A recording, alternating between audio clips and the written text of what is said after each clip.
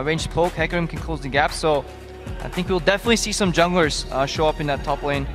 Would not be surprised. Would definitely be needed. I think if they can snowball the Hecarim, then he can start repeat killing and, you know, walking over Youngbuck on that top lane. Wave control incredibly important as well. Yes, Vladimir has a pool to get down and get out of the lane, but if you have the wave control in front of your tower, and his Sanguine pool is just simply not long enough to get all the way back to his tower, and you can use mobility to your advantage to catch up. Definitely will be an interesting game. I think the early to mid game will decide how this game plays out. The scaling might be on the side of the Wolves with a double AP late game on Azir and Vladimir. Well, we know the Wolves are no strangers to a very, very late game. We saw that yesterday against Gambit. Unfortunately, they were unable to really do much of anything. I think that's a game they probably want to forget about facing off against Elements here going forward. However, we are set up. We're about to go onto the Rift, and we want to hear from you at home. Tweet us at LL Esports to see if you think Elements will pick this one up, or will the Copenhagen Wolves waltz away with a victory here in Week 3. There are your comps. There are your teams. The crowd is very excited as we are quite ready to get this game underway. Elements taking on Copenhagen Wolves, and we are onto the Rift. And you see it right there, hashtag Lwin or hashtag CW win. Both teams 1-4 right now. Both teams desperate for a win. Rolster heading not towards relegations, but at least not well on their path out of the bottom 3 spots right here. Dangerous territory right now. And the one lone soldier in the crowd shouts here, "Let's go, Froggen!" I want to see a repeat performance from his Echo. Fantastic yesterday. It was great. It was definitely a standout performance, but the rest of Elements, their lanes could not really get it together. They couldn't do much, and it was definitely a problem. Versus a team like Fnatic, they didn't have really any chances to get back involved.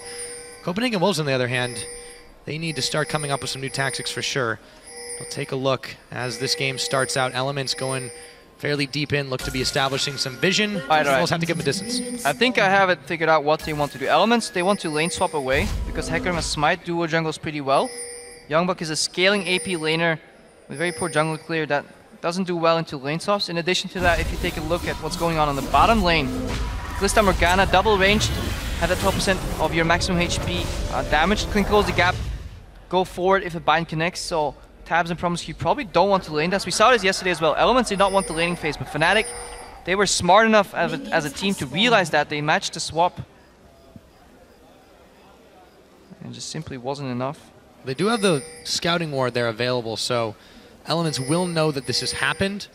Do they still keep to this, though? It's a little bit late to try and swap again. Too obvious of a swap that you should actually just deep ward, invade, and then fake it out and go back to the bot lane. Almost take another step ahead, because it's too telegraphed of a play to just simply deep ward, take your lane swap wards out and default to the top lane.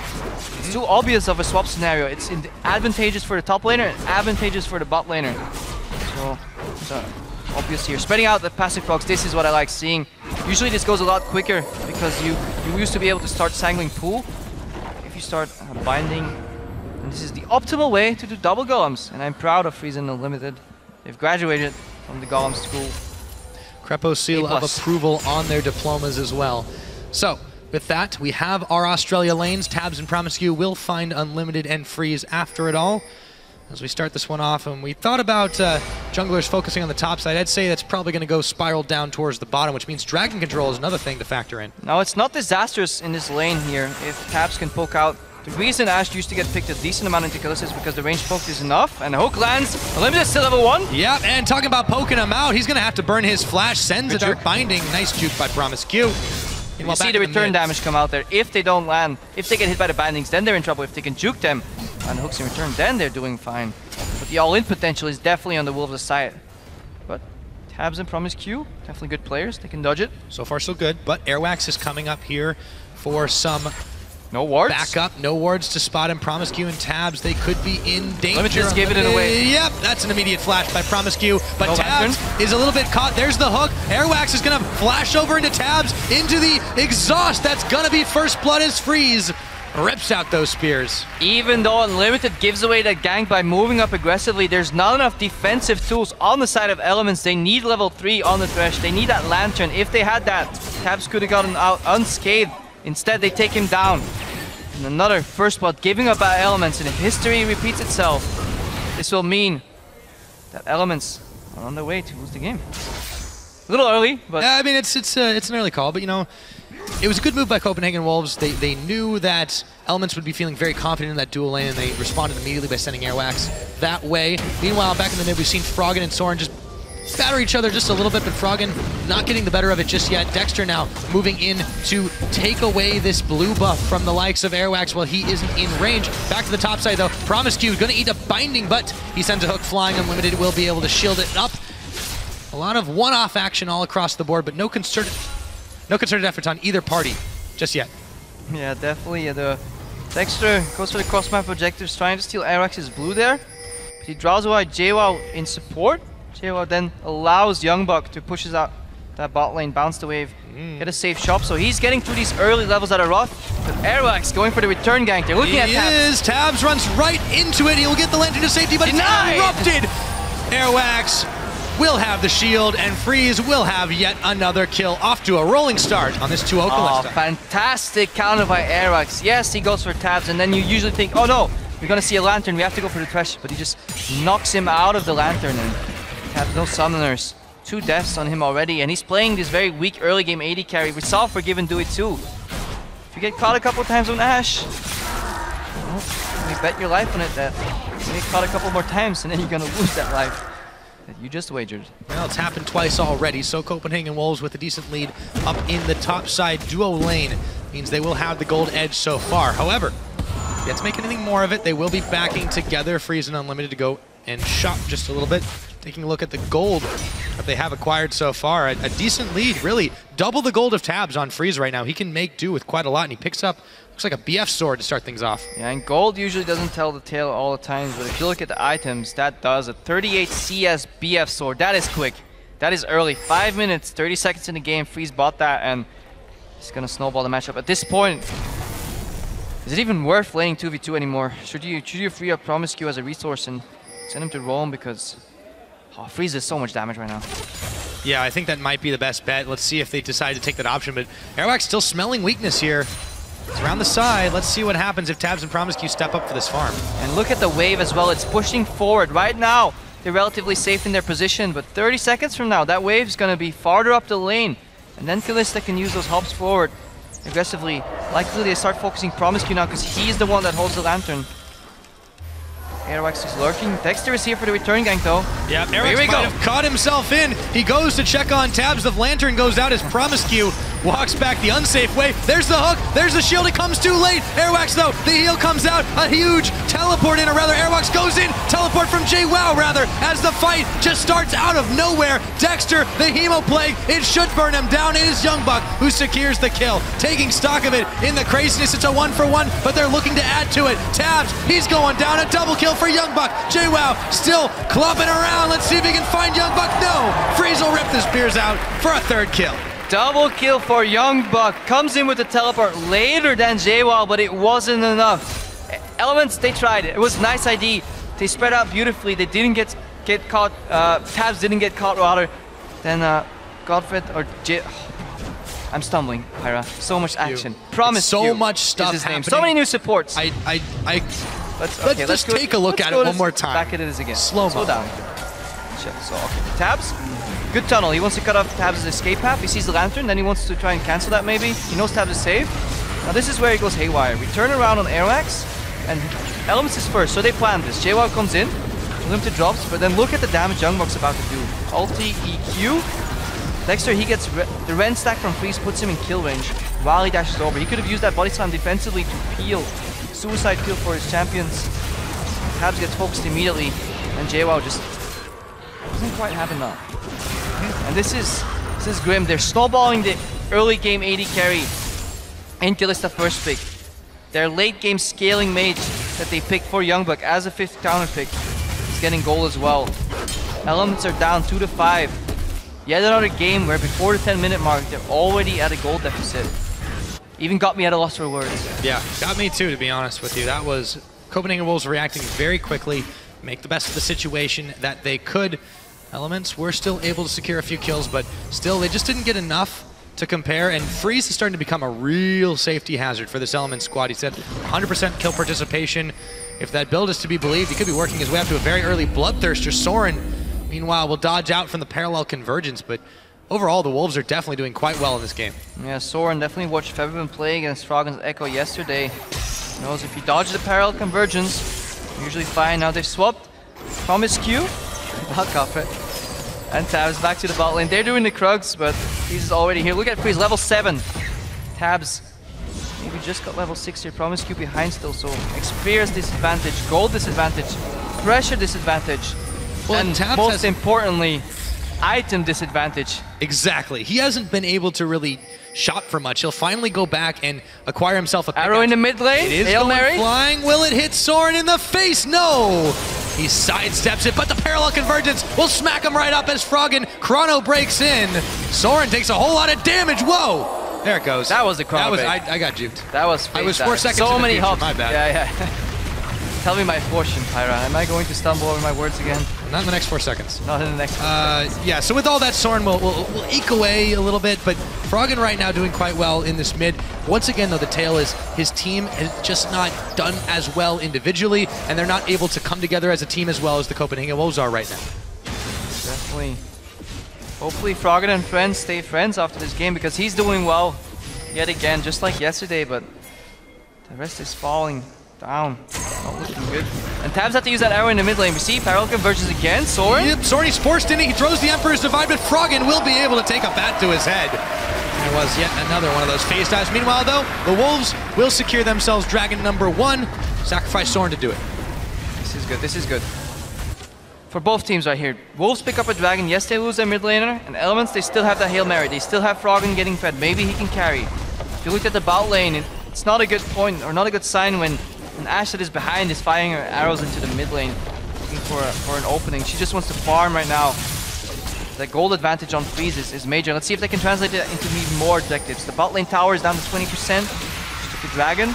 And Youngbuck, he's farming decently right now in the top lane, 2-0-1. But he's not punishing JWoww too much. Let's see what Froggen can do against Airwax as the tower goes down. There we go. There is another Chrono break, and he gets away. So, Elements have secured 1 tower in the middle. As you mentioned, there's some low towers on the map right now. Copenhagen Wolves are looking to answer that one back, but they've got a Dragon in their pockets. They've got a gold lead, so a little bit more gold in their pockets as well. JWoww doing decent against Youngbuck right now, but Youngbuck's picked up those 2 kills in that crazy, chaotic fight, and Freeze is getting scary. This is definitely a problem for Elements. Yeah, and it's not like the Copenhagen Wolves are rushing or should be rushed to close out this game anytime soon. They can slowly take more advantages, a little more CS, a little objective here and there, and keep scaling on their double AP late game composition. Oh, JWoww is going to have to dash back in. Eric's is going to get the pop-up, and there's the onslaught of Shadows to retreat. As the Hemoplague finishes, he'll go ahead and play himself back to base. Goes back to the base indeed. Limited getting thrown in here. Fate's Call, Tabs. Looks like they might pull a strike here. There is the Ashe Arrow, point blank range, and nice escape from Tabs. See, I don't like that. If you play Kalista, what happens is when you use Fate's Call and you throw your support in, he or she will get reset back to your initial auto attack range. This is why you saw a limited bounce back to the 500 roughly range that Morgana's auto attack is. That's almost out of range for your ultimate, and Tabsy escaped. Instead, I feel like Unlimited should have thrown himself next to Tabs and then popped ulti, trailed him with a black shield, and so maybe got on the kill. If he was a melee support, yes, then you can go for the throw-in because you land in melee range, you do another CC right here. It's often forgotten when you use Fate's Call. Ashe, or Tabs rather, survives, but uses both summoners. Yeah, and his ultimate too, so it was a very expensive escape for him. Nonetheless, he's been very battered this game with 3 deaths. He's still trying to build towards his first item, and on the other side, Freeze. But he has a global hawk shot. It's true. There's a certain North American caster that just loves these hawk shots. See if he makes use of them. JWoww's got no ultimate to get out, but he doesn't need it. There's a lantern from Promiscue, and Froggen will tag himself in up to the top time winder to clear a bit of minions out of the way. Game kind of slowed down. We saw the crazy action on the top lane with both teleports coming in, but look at the teleport timers, they're back up. This means we haven't seen all too much action in the last 5 minutes. Dragon went down, gold lead 1,500. Froggen once more though. Froggen takes a dark binding, throws down the convergence, but Unlimited is able to walk away from it, and with Freeze up in the top, Froggen dares go no further. Tabs now looking to try and clear the wave on the bottom side, but both Soren and Youngbuck are there. Will they attempt to dive? There is a Lantern. Youngbuck sustaining through the minions, pulls away to avoid everything. Again, Element's not in sync. If Gragas is coming in with the body slam, then you should know. Let him go first, and then send the arrow after the flash. Good idea, but they could have executed it better. But at least they had the right idea. They wanted to shut down Youngbuck right there. Well, that seems to be Elements. They forced his flash, but they could have executed just slightly a little bit of it. It seems to be Elements in a nutshell, really, though. They have good ideas. They've been playing new things, but it just hasn't really executed that well. We saw that to the extreme yesterday. I'd say today it's a lot more minor. Nonetheless, Copenhagen Wolves, in the absence of anyone up top, they're able to take down a tower. Parallel Convergence once again moved away from. There's just such a tell there. If you don't get some prior CC, it's difficult for Froggen to really do anything 1v1, but he defends his tower quite well. Yeah, but it's zone control still. Even if it's so obvious of a spell, you just use it to force the enemy back. And you deny Azir the opportunity to poke you down while you take the CS. And that's what Azir's strength is in lane, to poke you down repeatedly and then all in you. Qiao still trading evenly with Vladimir, even though Youngbuck got ahead early, and it almost feels like he should be even a little farther ahead in CS. Only 20. Still looking good for the Wolves. Still looking good indeed. Now, they definitely have themselves some vision up in that top side, but it's a little more blind down here. And with Dragon a minute and 15 seconds away, that's got to change if Copenhagen Wolves want to continue this trend. They got the first Dragon on the board. They were able to do it while Elements was not in position. Will they be able to do it again, or will this time Elements think differently? If Elements wants to contest this Dragon, they will need teleport warp for JWoww, preferably behind the Copenhagen Wolves' lineup. Because if you're hard engaged onto a team like the Wolves with Emperor's Divide, with a Black Shield, with a Morgana control out bindings, and then just send in the Rek'Sai 2, worst case, and turn the fight all around with Youngbuck, then you're gonna have a bad time. So you definitely want to have a flank component to that engage. Start a fight and then land the arrow, because it's very hard to land these arrows if they're telegraphed. Good Black Shield reaction by a limited. Keep playing these complex compositions. JWoww. And they didn't push out the top lane entirely. They left a couple of creeps and they're putting up a slow push right now. So this wave in top lane will stack. About 30 seconds, a minute, maybe a minute 30 from now, it will hit the tier 2 tower. And this gives the Wolves enough time to rotate towards the Dragon. That's where they want to set up shop. Hopefully secure their second objective. A few members of Elements are already here though. Dexter and Promiscu have camped out in the brush. And it looks like Frog is going to attempt a solo dive as he jumps back with the Chrono Break and the Lantern. Hemoplague burned for that, ult for ult, and now Elements are motioning to get in position for this Dragon, but so are the Copenhagen Wolves. Now, I feel this is almost worth it. Getting rid of that Hemoplague is big for the team fight. No AoE, magic damage come out of Youngbuck there, and Froggen, he's still nimble. If he doesn't have damage, he won't even need his ulti to go back in time. But they left their mid tower exposed. Not going to get anything back for it either. Maybe a bottom tower. It looks like that might be the option as Froggen and Dexter polish that one off. Still, nice move by Copenhagen Wolves. It ends up being a tower trade 1-for-1. And now Copenhagen Wolves, they might want to go for more. Dodging out the hook. They're right back at it. 4 members on with a minion wave at their backs and no response. Yeah, no wave clear, and that punished them that time. So 2 towers for 1. The Wolves in a good position. Yeah, second tower goes down in the mid, and yeah, look at that top wave we talked about earlier. It's stacking big right now, and this opens up for the Dragon, because JWoww kind of has to defend that. He says, yeah guys, I can teleport, but there's this massive wave here, I want to take it too, and we're not in position, we're too late. So Dragon, 2 towers for the Copenhagen Wolves. They trade 1 tower and a stacked up wave. Definitely, again, worked in their favor. Snowballing their lead. Yeah, this is exactly what they need to do right now. Can't give Elements a chance to get back. They've got some scaling on their side. JWoww can last a little bit longer, be more relevant just because of that Cinderhold path that he's chosen to go. Froggen, if he can get ahead, we have seen him do some serious work. But the thing is, Copenhagen Wolves are just playing better together and making better decisions. And now, right now, you see Youngbuck as well in the bot lane. Needlessly large wall just purchased, and he's becoming that big split push threat. He still has his teleport up to join the fight. If it breaks loose in the top lane, Wolves, they don't have Azir here, so no wave clear, so they likely have to concede this tower. No cross-map objective in the mid lane either, but Freeze is dashing in aggressively. Yeah, he is. Look at those spears sticking out of Promiscu. He rends them away, throws another one his direction. Tabs and Dexter have to back away with him. Look at that ghost though. Froggen's always ready to go back in time. Yep. Now JWoww has to base and deal with Youngbuck, but I feel like Youngbuck will start to out-sustain him pretty soon. And let's take a look at Youngbuck too, because as this game has slowed a little bit of a pace, his early game was fantastic just because of those 2 kills he was able to acquire. Youngbuck, we typically list as one of the weaker top laners here in Europe, but he's done exactly what his team has needed him to do this game. And big props to him for really taking the advantage that he had and kind of throwing his weight around. Let's see what Freeze can do. Speaking of throws. See, this time he changed it up unlimited. He knew he wouldn't get bounced back because it would lock him out of his binding animations too, so he went next to Tabs. Tabs flashed out. Ultra Flash definitely worked. Oh, nice barrel back, but Freeze is going to flash very quickly to avoid getting caught by the hook. Airwax now is going to turn the pressure onto Froggen. Challenging Smite comes out. No one else is going to follow. Promise Q tries to get the flay back, but the tunnel will slow him down. The parallel converges, and in comes the horse. JWoww, Onslaught of Shadows onto 3. Emperor's Divide will try to push it back. Youngbuck teleporting in. Let's see if the Wolves can take this fight. They've taken down JWoww, but Unlimited is going to follow back to the fountain. Heal is on Freeze. Elements getting chunked, but Dexter is determined to finish this fight, and so is Froggen, but he won't have enough in the tank, and Freeze will slay him. 5-0 on this. Froggen got popped before he could use Chrono Break. Youngbuck opted to kill the front line there. They were kiting. Zero Ultimate was down, but wasn't enough for Elements. They tried to force the fight, but Copenhagen Wolves were too far ahead, and they're gonna translate this fight in yet another tower, it seems, Pyra. Yeah, looks like that's the case. So a 2-for-1 fight and a tower. Copenhagen Wolves let the lead roll. Let the lead roll as they will be able to back away nice and safe. Let's take a look at this fight, though. A good barrel by Dexter. We see the immediate reaction flash from Freeze, dodging the hook, and then the Black Shield comes out. He is safe.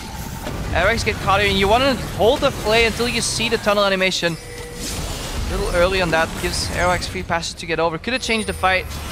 Zoning parallel conversions, forces the flash. And then JWoww gets exhausted into deep.